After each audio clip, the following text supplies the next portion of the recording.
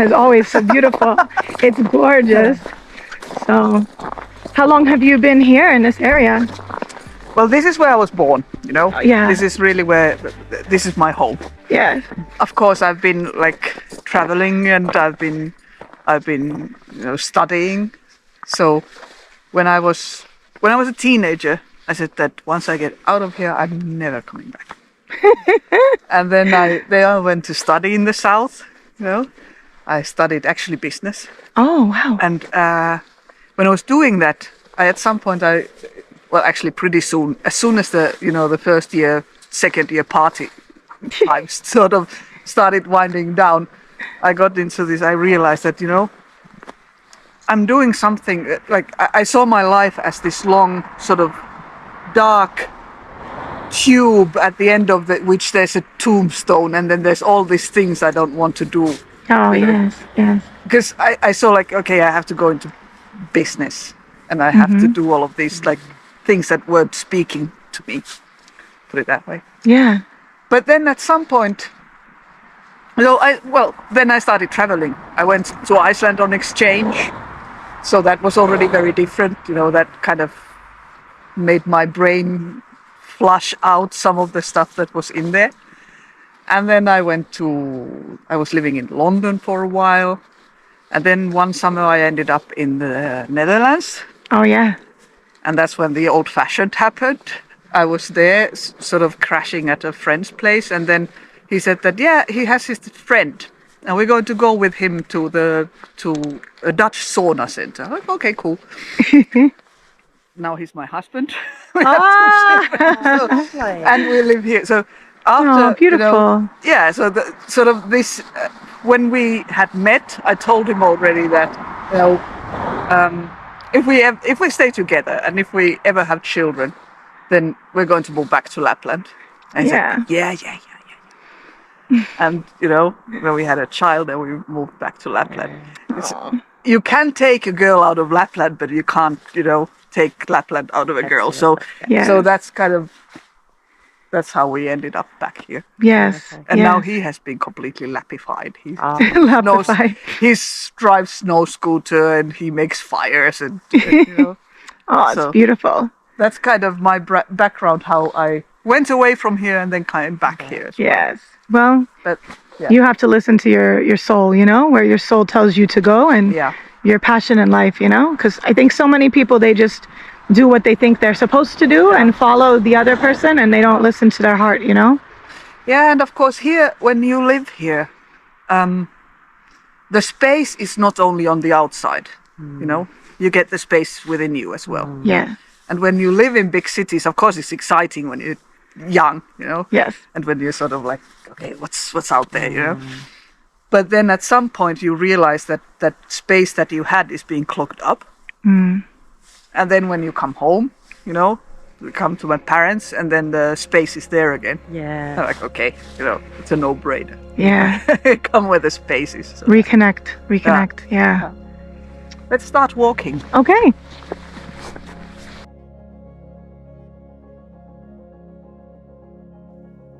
As I followed her into the forest, I thought to myself, those are some feet or some footsteps to fill. She is an exuberant, passionate woman that has really dedicated her life to the forest and to the trees. How many people can say that? We like to talk the talk and do the right things with nature, but how many of us really do? Her perspective on why she fought for this forest and why her family chose to not fell it many years ago really enlightened me, as well as inspired me to spread the message to others, really to think before we take from nature. The relationship that we have with nature is so critical to the success of everything else on this beautiful planet Earth. So often, we just don't listen to nature. We go against it, and then we create more problems. Rika has clearly developed a great relationship with nature. Maybe being a little silly, coming up with ideas that others may poo-poo and call absolutely ridiculous. But I'll tell you what, it's that kind of thought process and that kind of just leadership and willingness to step out of a box that I wish we all had.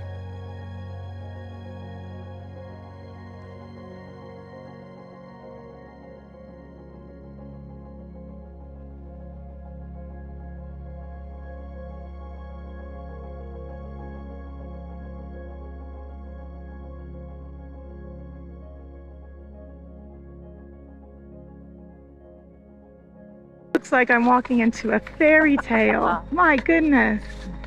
Oh, it's trees. So magical. I have been to, forgive my Finnish, but Riisitunturi? Riisitunturi, yeah. Yes, I will not say it as well as you.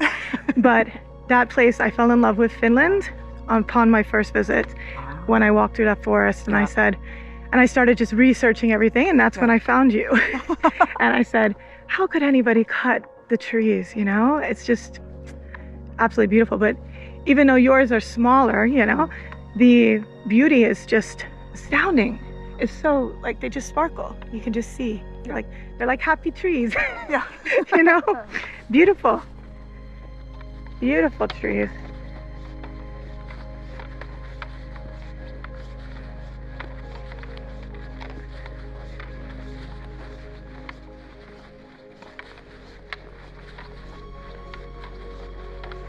This is where you really see that what I was saying about how long it takes for the trees to grow here, because this area is where my father started his lumberjack's career at the age of 12. Oh, in here? Yes. So during the Korea War, that was when timber price was very high. Okay. So they took, you know, all the brothers. They were working here in the forest, and if you look at these trees, I mean, these have been growing since then. Wow. Since the Korean War. This is as far as we've come. My goodness. So how many feet do they grow on average? Meters. How many meters do they grow on average a year? Well, that would definitely not be in meters. So well, meter what is do you about measure this. the But trees in? It depends completely on the year, right? Or on the like, for instance, if you see small pine trees, it's now not in here, right next to us, well, behind there. Yes. Like when they sort of grow one set of branches per year. Behind there, you see like a small. Oh yes, I do. Small tree. Yes. So, like, it's like 10 centimeters or something like that? Yes. Wow. And then you look just up and see that. So these are the survivors, right? Well, these are the ones that were started growing after they had been, after the harvest. After the harvest? Yeah. Wow. So as I said, it's only 8 weeks per year that the trees grow. And those 8 weeks are summer? Yeah. Yes. And it's always like the previous year's summer that dictates how much the trees will grow the next. Depending on the wet, how much wet and rainy season you got and climate. Yeah, how much sun they got and how, you know.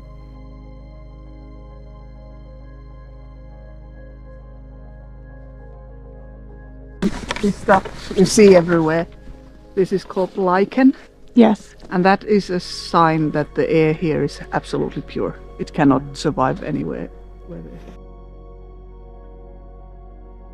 That species is endemic only to here. Well, similar ones are, for instance, in the south of Finland you find it as well. But only that one is here. This is sort of the local kind. Wow. They don't really exactly know like what it is. It's sort of an symbiosis, if I remember correctly, of an algae and of a fungus, I believe. The color is darker than the other lichen I've seen. Yeah.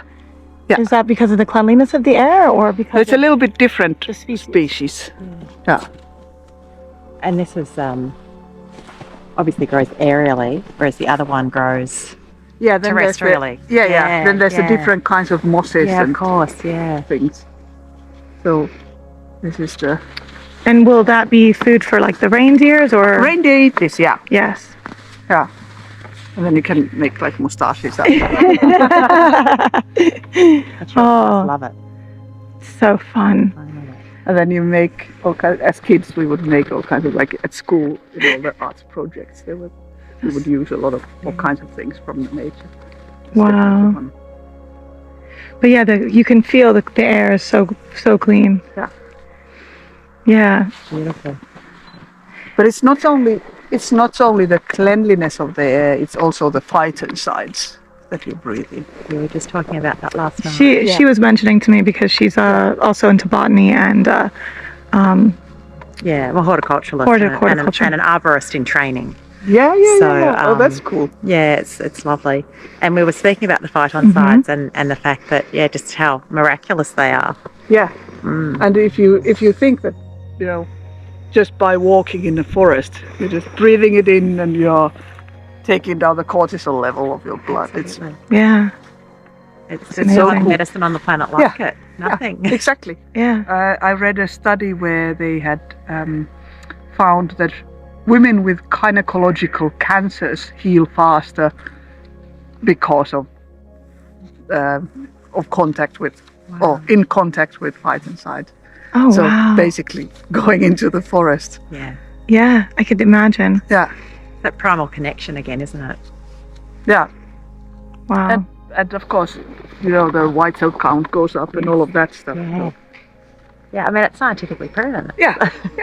I mean, that's important for us here, like I don't tell stories that are sort of just sort of sucked out of somewhere, but it's fact-based evidence. Based on science, yeah.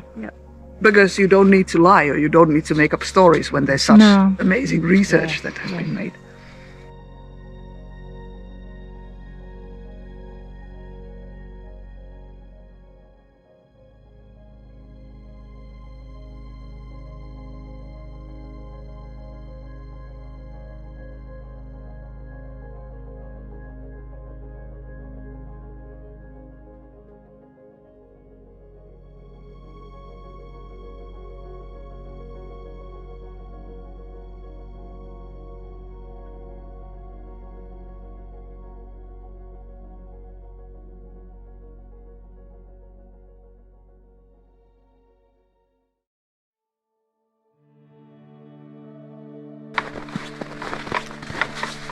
And the one thing I'm noticing is the accessibility of it. I've noticed just in different areas I've accessed the mass permafrost issue with the lichen. Sometimes the reindeers are having issues accessing because of permafrost.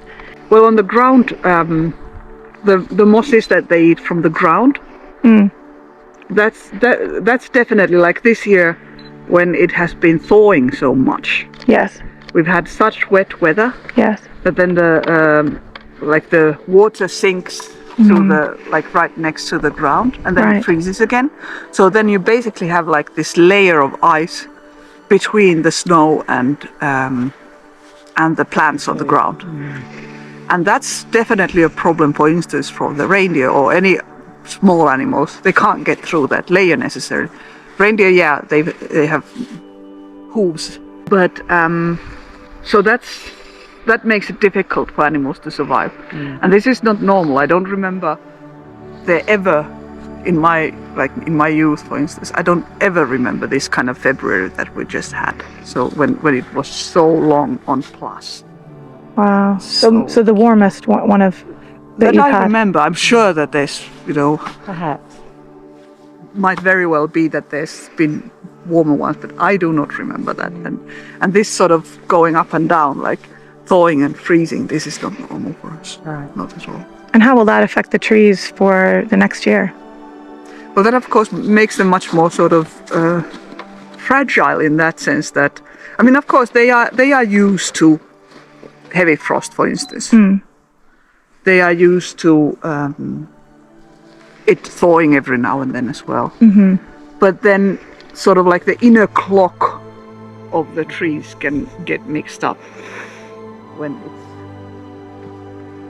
the weather is like this. And then of course one of the things is that the bugs that we wouldn't have here are sort of coming closer and closer because of the climate change, because of it being warmer. More north. Yeah, for instance, these certain I don't know what they are called in English. You can say it in Finnish. Yeah. Like there's well, I'll just explain. That's a pest. Yeah. The tree. Yeah, exactly. Okay. That eat the tree or that sort of damage the new growth. Yes. For instance, those ones that we wouldn't have, they would have it somewhere in the south of Finland perhaps, or even further south, not even in Finland. They are sort of creeping up the whole time because the winters are not so cold as they should. Wow. So they can survive the winters here nowadays. They never could before. No. Right. So Yeah. that's something you're now dealing with. Yeah. You're never used to. Yeah, or we are expecting that to happen. We see that it's going to happen. Yeah. No, it hasn't happened yet, but it's just only a matter of time.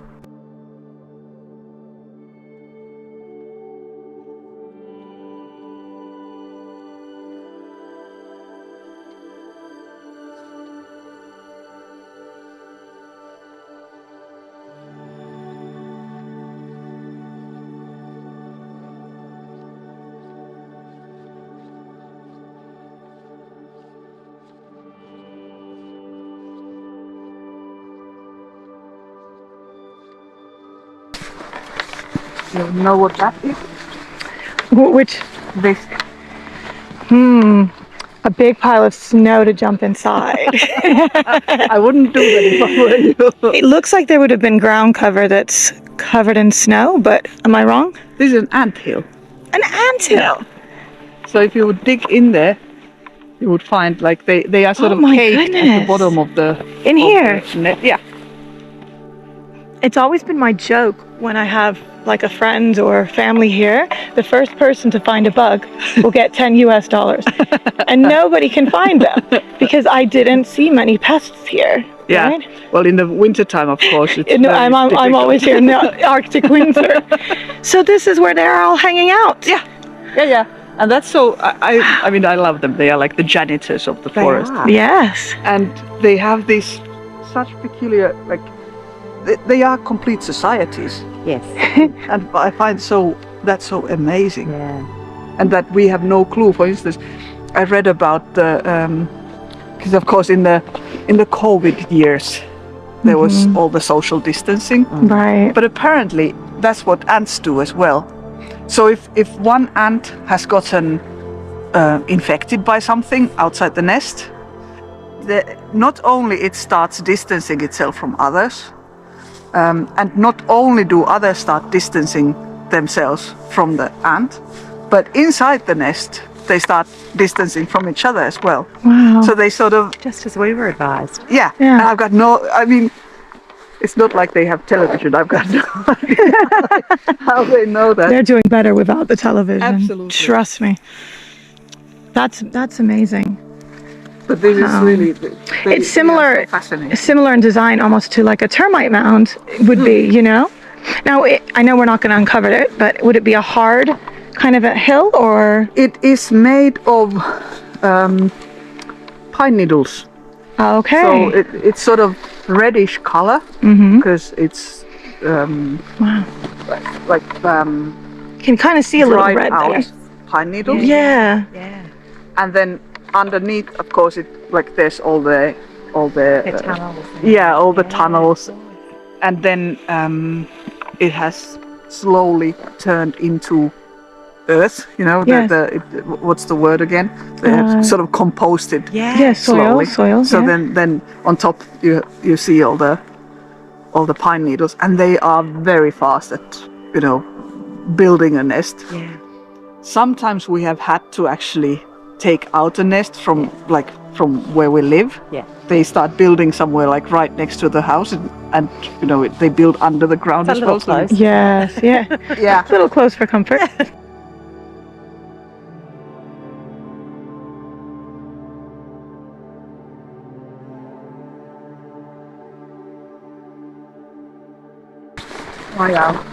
The difference between these two.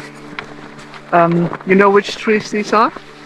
So is this a birch tree Yeah. here? And then this is Just a pine tree. yeah, just a regular pine tree. And so, especially deep in the winter, when you put your hand on both of these at the same time, well, actually you can feel it now as well. Would you try it out? Shall I hold your... Yes, go for it. Absolutely. You can become the videographer. So if you take your gloves off and then feel what the difference is.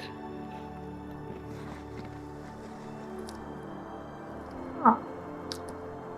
This one's very cold and smooth, and this one feels warmer, more insulated. Yeah. Am I right? Yeah. Yeah. There you are.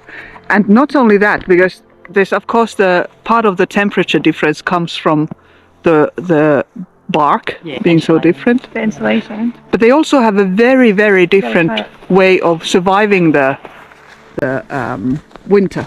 Yeah.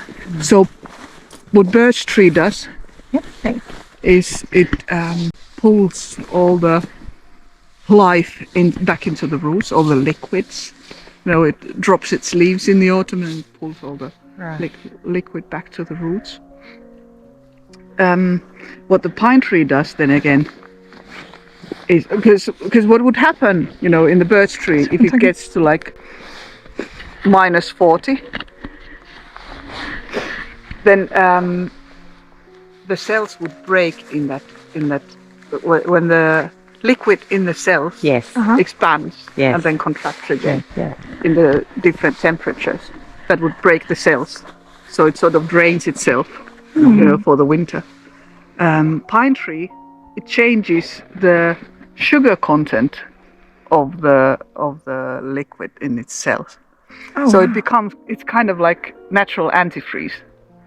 So then the changes are not so big. It's sort of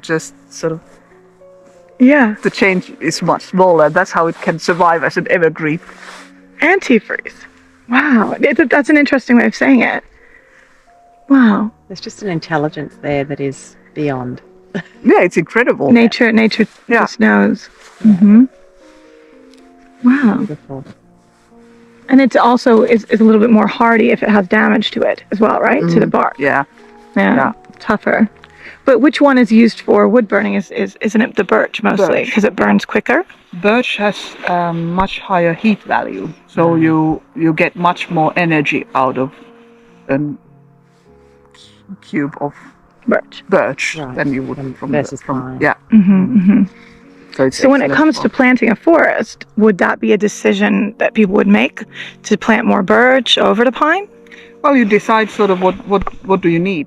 And also, of course, what kind of a forest it is, what is going to thrive. Okay. This is not exactly a birch forest. It's a little bit, like especially there, it's a little bit humid as well.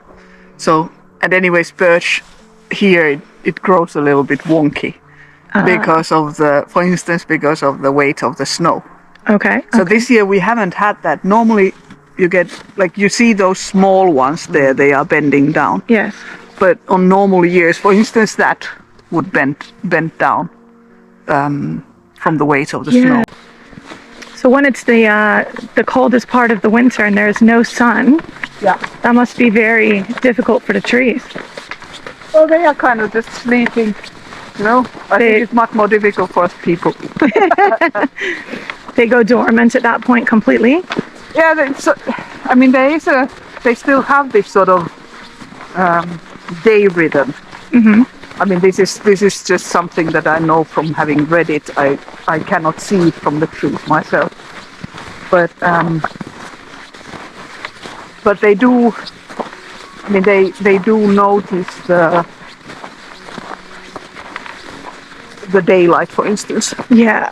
When it's kind of the daytime. There's another anthill, by the way. Oh yes, over here I see. Well, I'm glad I'm learning some of these things, because otherwise we might have been having some snowball fights with anthills later. Forest survival. When I was a kid, I was taught that you have to check out these hills before you decide that they are anthills, because if there's a hole in there, there might be a bear sleeping there. A bear? Yeah, but there's no bears here. I mean, they don't come this close to humans here. Yeah. Over in this area, the bears are afraid of people. What kind of bear would you find in this area? European European brown bear. Okay. So that's the sort of the normal.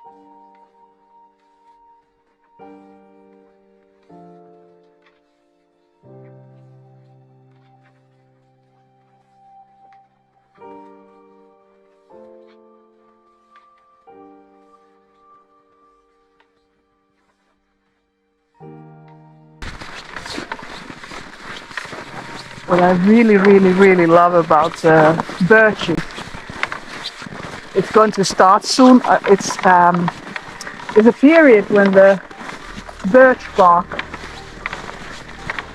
it kind of changes and it turns into this silk paper, rice paper thin, sort of this beautiful. It feels like baby skin, you know. Yeah. When the old bark kind of loosens up a bit, and then what you have on top, it's like this incredibly delicate, soft skin. And I come actually here in those couple of weeks that it's happening, just to sort of like, oh.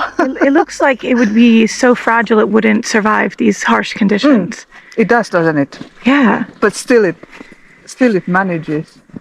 And then if you would come here in when the spring explosion happens. Ah, yes. When like it turns from sort of the spring into the summer. The leaves in trees like birch, for instance, they burst out in just days. Wow. And then all of a sudden it's like snap of a fingers and all of a sudden it's green. Everything is so alive and everything is so. Yep, I love that.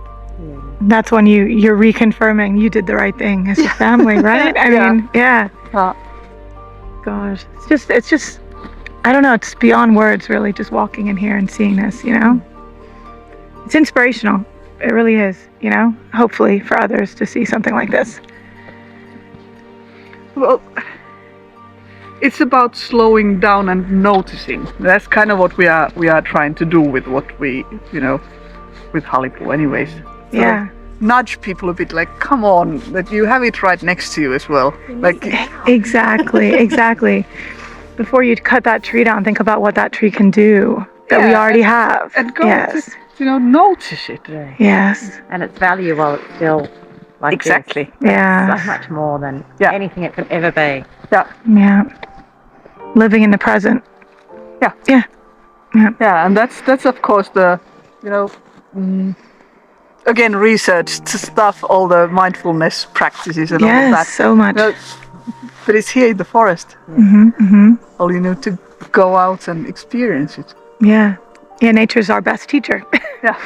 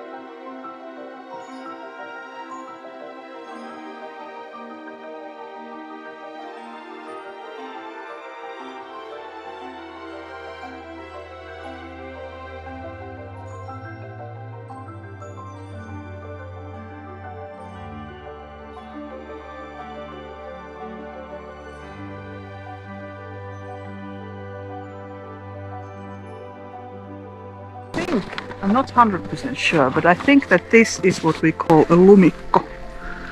Like,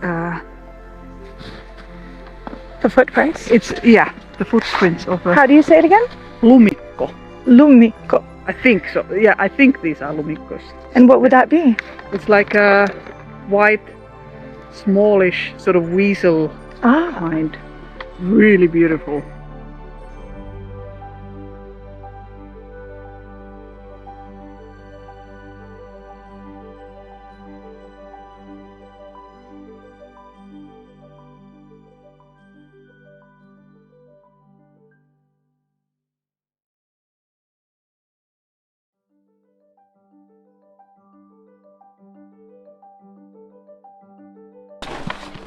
You notice that's how those like you know those silver, like old-fashioned silver log houses here in Lapland, those cottages. Yes. That's kind of how that log is being shaped. You see that it's just one of the pine trees. That one that's very straight in the center there, that gray, Yeah, the gray gray one. one. Yeah, The one that we see closest to us. yeah. Yes. Because that's it. It has died. Yes. Or is dying, and most likely here what happens is, for instance, a moose scratches its antlers against a tree like that. You know, Yeah. sometimes you see that like the whole bark has gone off. Oh, because they're it's real on the canvas, and so it, yeah. Yeah, and then that has slowly started killing the tree, Wow. and then it dries out. It turns into one of those silver. What is it called in English? Gray? Gray? No, but like the. I think you have it, sort yeah. of the Silvery gray? Yeah. yeah, log, Yes. like the log house kind of material. Yeah, you have it perfect. Ah. Your English is great. My Finnish, terrible. Yes. And I see a lot of the saplings here, the little ones. Yeah, because we don't do anything with them anymore. This is the area that would have been taken down. Right So here. you see that these big trees, it's already quite sort of sparse. Yes. Most of it was taken out already earlier, and it would have been the final cutting. They would have cut all of these out. Wow. It would be completely empty. But then, yeah, once we decided that we're not going to do that, Yep. we just let everything grow.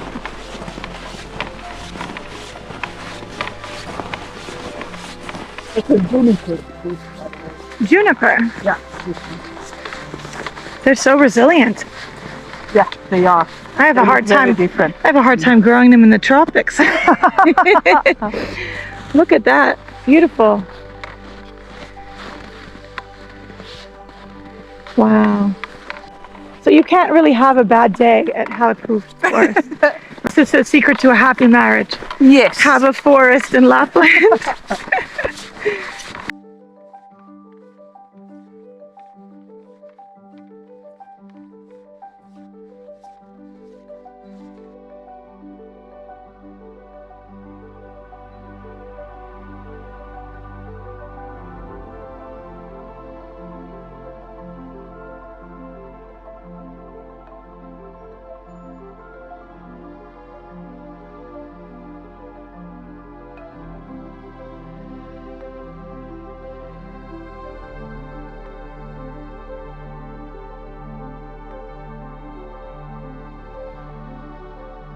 Now let's see, what would you like to do? Because I have the hammocks there, if you would like to cocoon a little bit. Yeah, we should. Yeah. We're very adventure sorts. So Yeah. we, Open to anything, aren't we? we're up to anything you suggest for us to try. Yeah. So Then that's what we'll do. we're adventure seekers. Excellent. Then you get to like see the trees from another perspective. Yes, absolutely. Blankets for both. All right. Thank you. Let's go there. But then, you know, there's the snowshoe, so if you want to then walk around here Yes, yes. in other areas as well, that's completely... That'd be great.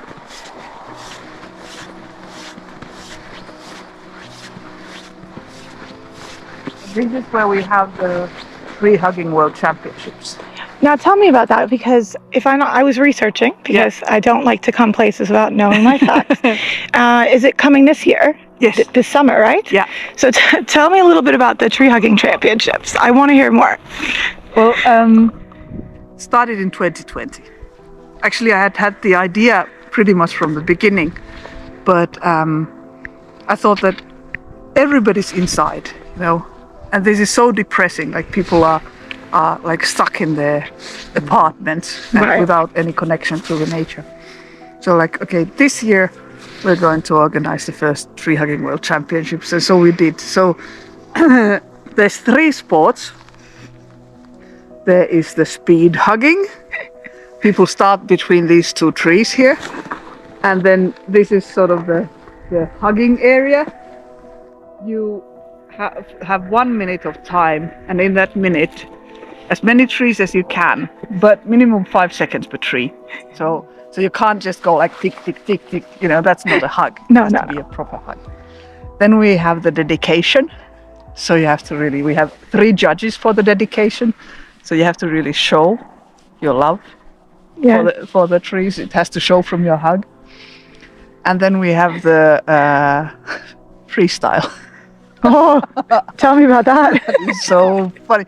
Every year I'm like, how do you come up with this stuff? When people come, and we had the other year we had a guy from the States, and I had no clue, but he sang an aria to the tree, and it was really, people were just like, it was so beautiful because it was just sort of echoing between the trees, and it was amazing. But then we have people doing acrobatics, for instance. Acrobatics? Different kinds of acrobatic acts with the tree. Different kinds. The first year, the one of our competitors used it as a pole dancing pole. He sort of ripped off his jacket, and under that he had this leotard thing. Oh my gosh. Visit Finland uses that picture as one of the. I love it. Where was that competitor from? Estonia. Oh, brilliant. And then we may need to come back for this. You might come back to compete. This sounds too much fun. Yes. We may need to come up with something. Yes, I think we shall. Trevor is an exceptional singer. Yeah, I was a music major.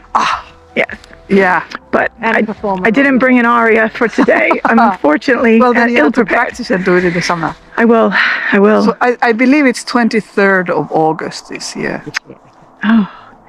So we have, for instance, as it looks now, for instance, from Africa, the current Guinness World Record holder for the longest hug. I think he hugged, no, now I might remember it wrong, but somewhere like 26 hours or something like that. He's in the Guinness Book of Records. I love it. So he's going to take part as well. Which tree did he hug? No, he's coming then. He's coming here? He's coming to take part in the... So this is something that does occur in other places? Well, people have seen it. Yes. And then people have started organizing their own competitions in different places. And then the winners we always welcome here. Right. Like now there's from Scotland, the winner of their local competition is coming here. Oh my. Well, make sure you have the whiskey on tap. Well, we actually had last year already, the winner from Scotland. He came here as well. Now it's a woman who won this time, and it's really it's so amazing. 'Cause of course you can look at it also like, well, then they fly here and they ruin the atmosphere, and that's also true. On the other hand, I think that the effect is positive, the net effect. If you look at like how people get inspired to do that in their own countries, and how sort of what we want to do is take the stigma out, to make it sort of by making ourselves a little bit silly, then give others the opportunity Yeah. to not have to feel ashamed about it, but be like, oh yeah, but it's actually scientifically proven to be, So that's what we're aiming at. Yeah, we don't need to take ourselves so seriously. No. And that's definitely one of the, what the world can learn from us Finns. Absolutely. Now,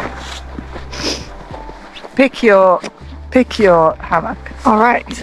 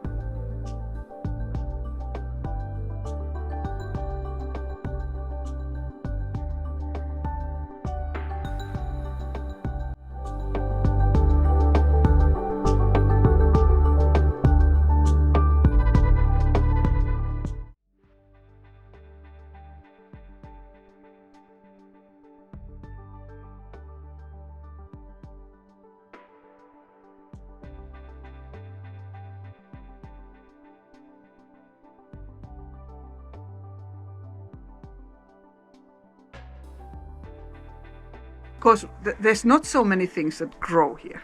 Yes. But in the summertime, of course, there are The berries. Yeah, the berries especially. That's how we get our vitamins. We don't have fruit trees or anything. Yes. But that's really where the flavor is as well. Would you like to? Shall I just first fork you the Sure. lingonberry one? I will trust your judgment. You will get a cloudberry after that. Oh, Wow. We'll start with this one. that looks wonderful. Thank you. But there's nothing artificial in them. There's Wow. all the color and all the flavor comes. from And the you just eat it straight from here. Well, you can take a bite, but you can also Okay. taste it. I'm famous for burning mine normally. But Little and often. yeah. actually the best way of doing this Yes. one is you stick it directly in the flame and then you turn it pretty quickly. Oh, because I That's normally how we- stick it in a flame and then it just goes really That's why. terribly. It gets terribly burned. Yeah. So I just can't help but notice that light coming through. That's beautiful. Oh, it that's is gorgeous. I love it so Oh. much when that happens, because then we have this dark period and when the sun starts coming back, Yeah. you feel it in your body. Yes. Yeah. Yeah. It's- Because this time of year the sun doesn't fully rise. It just gets about like almost like a sunrise all day. No, here it is. At this point, it's already like properly up. Okay, okay. And, the dark period is from November, like end of November until like halfway January, Okay. and that's when there's a 7-week period when the sun it's just a constant, like you said, Dark. sort Yeah, of like a sunrise. sunrise/sunset. Yes. For a few hours. But at this point, you already start really seeing the sun properly. Yeah. You're feeling that you've come to life again. Yeah, yeah. And that's funny. You can really feel it in your body. Yeah. Shall I show you? Yes, please, do it? please do. My reputation precedes me with burning these marshmallows, so You see that it goes pretty quick. yeah. Oh, you're quite the expert here. Yes, mine would have already called the fire department. So. Thank you. Give it a go. And this is cloudberry. No, this is lingonberry. Oh, sorry, the lingonberry. So Okay. if you would now dig under the snow, you would find this. So you have them here growing. Yeah. Mm. And cloudberry as well. Cloudberry in the. My goodness, in the that's good. swamps or in the. Oh, she did say this. Actually, we spoke to a Sami lady this morning who said they're in the swamps. Yeah. Oh wow, that's so sweet, like naturally sweet. Yeah. But not sickly sweet, like really good. Yeah. Wow. There's 20% of just berries in there. Oh. So how do you make this, or is it a secret? With a lot of sugar. You do need to have like a really good kitchen machine. That's good. The whips it. Yeah. To whip the. So you first make like a sugar syrup, and then you whip that together with gelatin, because that keeps in the structure. Yeah. And the berries, of course. Yeah. Wow. Beautiful. Look at yours, you did pretty well. Oh, well, I've let in the master. Yeah. You observed and did it exactly. Now I've got pressure to do the next one, right? Yeah, you do. Yeah. There's a little bit of growth just under there. Yeah, and this is actually the lingonberry plant. Oh. Just ate the berries. Really? Normally this should not be showing at this time of the year, you know? Really? So it shouldn't be coming up? It's too early in the season. Wow. But this is an evergreen. So you see that the lingonberry leaves, they are sort of waxy, thick and waxy. They do the same thing, like blueberry drops its leaves. In the autumn it changes color and then it drops its leaves. But lingonberry stays the whole winter as well. Wow, so resilient. So here, this is a blueberry plant. This one. And is the blueberry juice that you drink on thin air and have everywhere, is it the same blueberry as we think of? No. It is not. I mean, it is, yes, but this is what you wild? think of. Yeah, exactly. This is wild. Wild so blueberry. it just grows here. So much higher nutrient Counts. benefit Really. than commercial. Because if you like bite through a commercial blueberry, it's white from the inside. Yeah. These are completely through and through blue. Wow. The polyphenols are. Exactly. So it's just. Wow. But that's sort of these things is like the flavors that we have. They are sort of more intense. But everything is a bit more intense in a way. Thank you. Thank you so much. Like all the the flavor of, like, well, you haven't tasted it, but reindeer, for instance, the taste is strong, or the berries, they have strong taste, and They're very potent. yeah. Yeah. It has to be. Yes.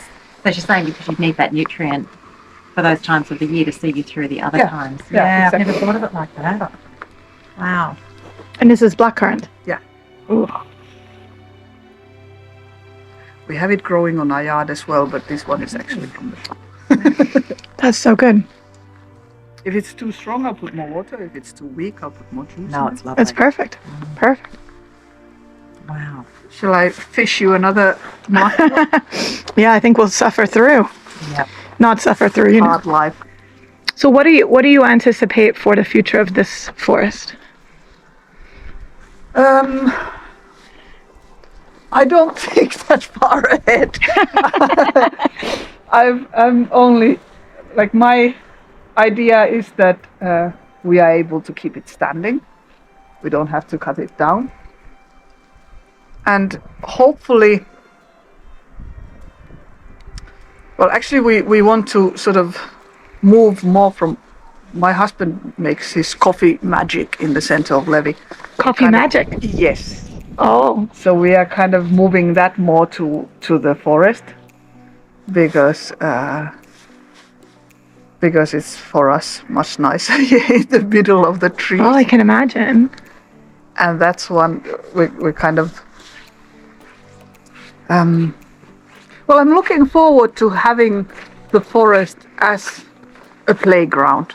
I mean, that's what it is for us, and that's kind of the inspiration for coming up with new strange things and putting them out there and seeing if people like that. You know? Yeah. That's kind of, I hope, creating together with the forest. Let's put it that way. Maybe that. That's what I look forward from the future of our forest. It's beautiful. Co-creating with it. Yeah.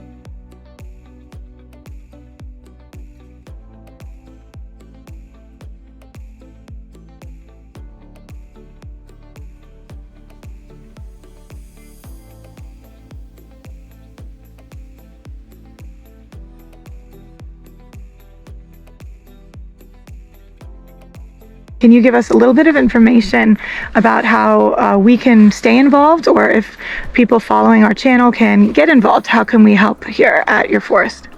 Well, one way is, of course, adopting a tree from here.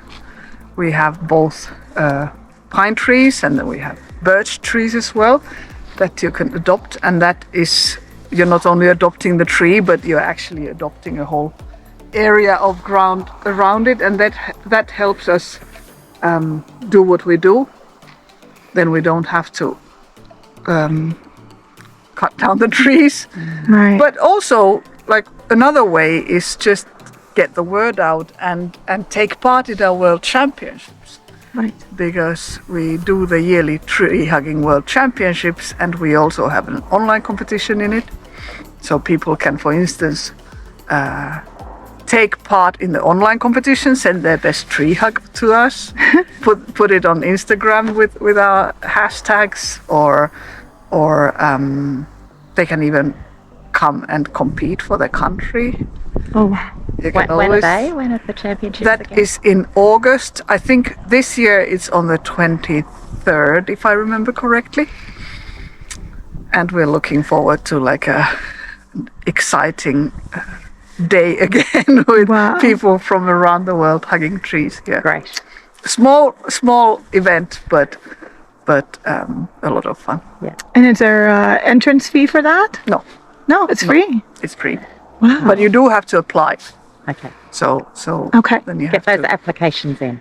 be exactly. So what would be the criteria for somebody to be selected for the World Championship?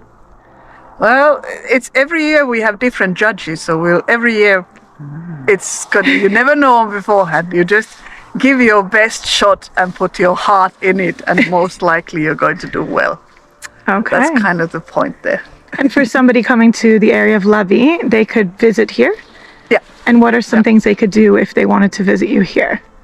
Well, our main program is Arctic cocooning. If you look behind there, you're going to see we did the that. cocoons behind there. It was So amazing. we take people hammocking, both for little naps in the daytime, but also overnight. So if you're feeling really adventurous, Overnight.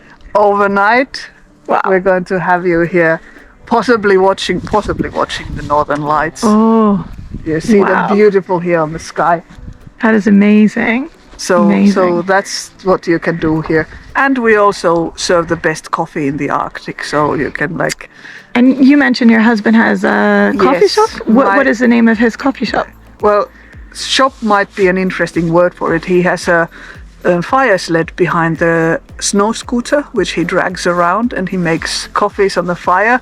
He's called the Campfire Barista. Oh, I love it. And he makes all kinds of specialty coffees and my homemade marshmallows and cookies there and everything. So that's another thing that you can. But all of that is a part of us bringing the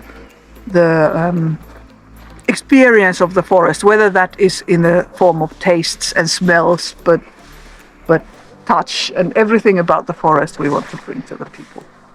Beautiful, beautiful. And can you give us your Instagram and your website for anybody who is going to want to follow you? So our website is, that's how you spell it, halipuu.com. Okay. Means a hugging tree in Finnish. And that's actually the Insta handle as well. Okay, perfect.